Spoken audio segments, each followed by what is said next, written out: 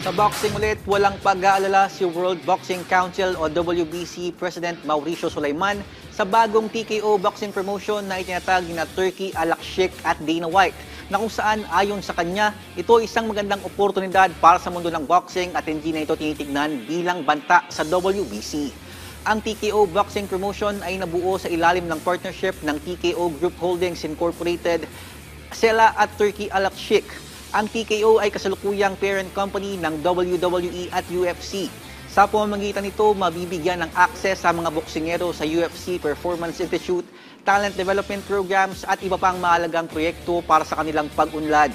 Usap-usapan din na maaaring maiwan ang 4 na sanctioning bodies ng boxing gaya ng WBC, World Boxing Association o WBA, World Boxing Organization o WBO at International Boxing Federation o IBF kasama ang malalaking promoter. Gayunpaman, iginiit ni Sulaiman na wala siyang negatibong pananaw patungkol dito. Samantala, binigyang diin naman ni UFC President Dana White ang kanyang balak na baguhin ang sistema sa boxing sa pagkakaroon na lamang ng iisang kampyon bawat division kumpara sa kasalukuyang setup na 4 bawat weight class hawak ang mga nabanggit na championship belt.